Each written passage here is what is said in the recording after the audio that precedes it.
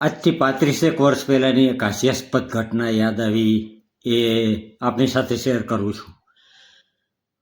ત્યારે મારી ઉંમર હતી 28-29 વર્ષની, પણ હું હજી ડાળીએ વળગ્યો નહોતો.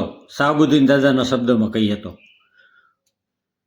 અને ડાંગ આહવા ખાતે એક નવું રેડિયો સ્ટેશન ખુલતું હતું, એમાં એનાઉન્સરની જગ્યા હતી, એમાં મેં અરજી કરેલી.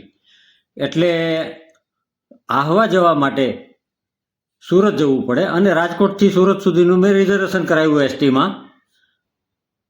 હવે બન્યું એવું કે વડોદરા આવ્યું એટલે હું વોશરૂમ જવા માટે ઉતરો અને વોશરૂમ જઈને આવ્યો પાછો, ત્યાં મારી રિઝર્વ સીટ ઉપર એક 25 વર્ષના બેન ગોઠવાઈ ગયા હતા. એમનો એક 6-7 વર્ષનો દીકરો અને એમના ખોળામાં એક 6-7 મહિનાનું બાળક. હવે મેં આવીને બેનને કીધું કે બેન, આ મારી રિઝર્વ સીટ છે અને હું રાજકોટથી બેઠો છું.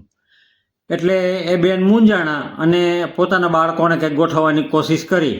એટલે મેં ભલમન સાહેબ દેખાડીને એમ કીધું કે બેન, એક કામ કરો, મોટા દીકરાને હું મારા ખોળામાં બેસાડી લઉં છું. મેં મોટા દીકરાને મારા ખોળામાં બેસાડી લીધો. બસ સ્ટેશનની બહાર નીકળી, હાઈવે ઉપર ચડી, પવનની ઠંડી ઠંડી લહેરખી ચાલુ થઈ અને બેનને આવી ગયું જોકું અને બેન મારા ખભે માથું ઢાળીને સૂઈ ગયા. હવે તમે પરિસ્થિતિની કલ્પના કરો.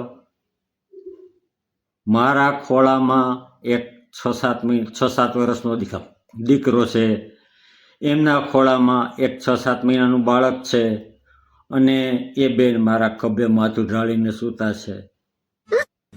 હાલત શું થાય!